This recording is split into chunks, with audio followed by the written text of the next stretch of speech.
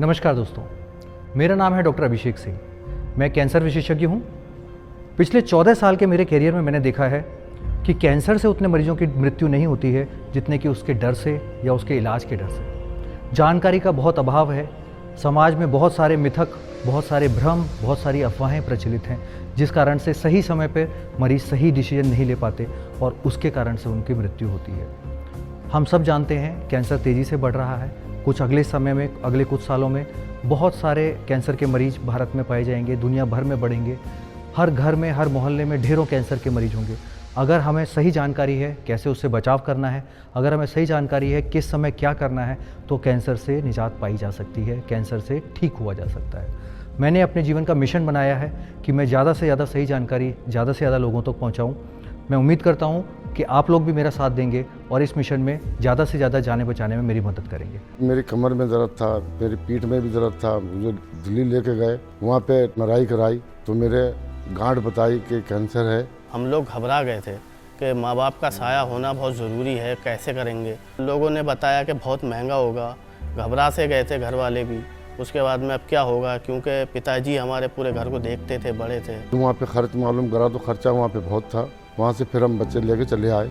फिर हमें बताया कि आप बरेली ले जाओ, गंगासील हॉस्पिटल में। फिर वहाँ पे बरेली लेके गए, वहाँ पे भी उन्होंने अपने ट्रीटमेंट करा और करने के बाद यही बताया कि गांठ है, इसकी कैंसर है। ये उठा के लेके जाते थे, चलाते थे, खुद चल भी नहीं पाते थे, उन्हें दूसरा पकड़ के लेके जाता था। पहले लोगों ने हमें डरा दिया था कि यहाँ पे हिंदुस्तान में इलाज नहीं है, बाहर लेके जाना पड़ेगा। अब मीडियम फैमिली से कैसे करके अरेंज करेंगे इतना सब कुछ। लेकिन डॉक्टर साहब से मिलने के बाद में उन्होंने हमें बताया कि यहाँ पे अब इतनी पहले जैसा नहीं है, मेडिसिन आ चुकी है, यहाँ पे सस्ता इलाज भी हो सकता है, हेल्प भी हो सकती है। अली अहमद जी को ऐसी बीमारी है जिसे मल्टीपल माइलोमा बोलते हैं। मल्टीपल माइलोमा होती तो खून की बीमारी है जहाँ पे प्लाज्मा सेल्स बढ़ते चले जाते हैं, लेकिन ये हड्डियों में, जहाँ बोन मैरो है, बोन मैरो के कारण से हड्डियों को भी इफ़ेक्ट करती है। इसमें शरीर की बहुत सारी हड्डियों पे असर आने लगता है, हड्डी कमज़ोर होने लगती है। एक तरीके से ऐसे मान सकते हैं कि जैसे दीमक हड्डियों को खाती जा रही हो, ऐसी कमज़ोरी आती चली जाती है। हड्डियाँ कमज़ोर होती हैं, जो हमारी रीढ़ की हड्डी के बीच में से नसें निकलती हैं। उन नसों पे जब दबाव आता है तो झंझनाहट आना, पैरालिसिस होना, कमज़ोरी आना, इस तरह की चीज़ें होने लगती हैं। अली अहमद जी जब हमारे पास आए थे तो ये बहुत पेन में थे, हाथ पैरों में झंझनाहट रहती थी, पैरों से चलना उठना दूभर था, स्ट्रेचर पे या व्हील चेयर पे रहना होता था और सहारे के साथ भी खड़ा होना बड़ा मुश्किल हो रहा था। इनका ट्रीटमेंट शुरू करने के लिए हमने पहले कीमोथेरेपी शुरू किए। कीमोथेरेपी जो पहले कुछ साल पहले तक मिलते थे, उससे बेहतर अब टारगेटेड कीमोथेरेपीज़ आ गए हैं जो कम साइड इफ़ेक्ट के साथ बीमारी को कंट्रोल कर सकते हैं। कीमोथेरेपी हुई तो दूसरी तीसरी में उनको बहुत आराम मिलता चला गया। फिर उसके बाद में उनकी 6 हुई तो वो उसके बाद में खुद आने जाने लगे और उनको तकलीफ़ भी कम हुई, बहुत आराम मिला उनको।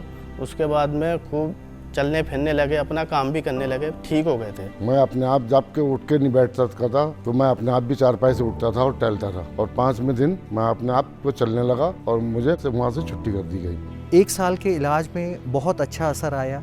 इनकी बीमारी काफ़ी घट गई और खुद से अपने काम कर पाना, चलना फिरना, ये सब चीज़ें शुरू हो गई और सामान्य जीवन के लगभग बहुत करीब वो पहुंच गए। मैं सही हो गया था। बीच में 2 महीने के बाद फिर लॉकडाउन आ गया। उस पीरियड में मैंने पहुंच पाए हम, क्योंकि सब हर एक जगह रास्ते बंद थे, कोई सवारी नहीं थी। तो वहाँ से फिर मेरे हाथ में तकलीफ हुई। हाथ में तकलीफ होने के बाद मेरे हाथ में कोई गांठ आई। उसके बाद में उनको दिक्कत होने लगी तो हाथ में फिर गांठ बन गई। उसके बाद में अब दोबारा हम जब उनके पास लेके गए तो डॉक्टर साहब ने दोबारा से इलाज चालू किया। 1 साल के बाद जब वो आए तो उनके हाथ में एक दूसरा लीजन दिखा, जिसके कारण से उनको हाथ उठाने में, हिलाने में दिक्कत होनी शुरू हो गई। हमने कोशिश करी और उनका दोबारा से इलाज शुरू करा। दोबारा इलाज में फिर उनको फ़ायदा हुआ। अभी उनका हाथ का मूवमेंट काफ़ी हद तक वापस आ गया है और कीमोथेरेपी से शिफ्ट होकर अब हम ओरल टैबलेट फॉर्म पे आ गए हैं। टैबलेट से उनको बार बार जो आना, अस्पताल में भर्ती होना, ये सब चीज़ें कम हो गई हैं। अब उनको कीमोथेरेपी की ज़रूरत भी नहीं पड़ती है, टैबलेट से ही इलाज हो रहा है और बहुत आराम है। उसकी जो कीमोथेरेपी की अब ज़रूरत भी नहीं पड़ती है और टैबलेट से ही इलाज हो रहा है, बहुत आराम मिल गया है और पहले की तरह आप काम भी करते हैं सारे और कोई इतनी कोई तकलीफ़ भी नहीं है। अकेले आ जा सकते हैं कहीं भी और अपना काम भी करते हैं पहले की तरह और बहुत फ़ायदा है। अभी सिर्फ एक टैबलेट के साथ वो चल रहे हैं और उनकी बीमारी बहुत अच्छे से कंट्रोल में है। वो अपना सामान्य जीवन जी पा रहे हैं, अपने परिवार के साथ में हैं। ये हमारे लिए बहुत ही खुशी का विषय है। मैं ये कहता था कि कितनी ऊपर से कूद के अपनी हत्या कर लूँ, मगर आज मैं बिल्कुल सही हूँ। कैंसर पेशेंट जो भी हैं तो इतना घबराने की ज़रूरत नहीं है। वो यहाँ पे इलाज हो सकता है अपने इंडिया में, और जाएँ पहले डॉक्टर साहब से सलाह लें। ज़्यादा परेशान होने की ज़रूरत नहीं है, किसी के बहकावे में ना आए। हॉस्पिटल जाएंगे, डॉक्टर साहब से सलाह लेंगे, इलाज कराएंगे और सब कुछ सही रहेगा। तो देखा आपने कैसे इस वीडियो में दिख रहा है कि मरीज कैंसर का हो, बड़ी अवस्था का हो या फिर दूर दराज के इलाके में रहने वाला हो, वो भी अगर सही समय पे सही डिसीजन ले तो ठीक हो सकता है। ये जानकारी हमें ज़्यादा से ज़्यादा लोगों तक पहुंचानी है। आपके पास भी अब आपकी उंगली की ताकत है। अगर आपको ये वीडियो अच्छा लगा है, इसे लाइक करिए, इस चैनल को सब्सक्राइब करिए और इसको ज़्यादा से ज़्यादा शेयर करिए ताकि आप ज़्यादा से ज़्यादा जान बचाने में भागीदारी कर सकें। धन्यवाद।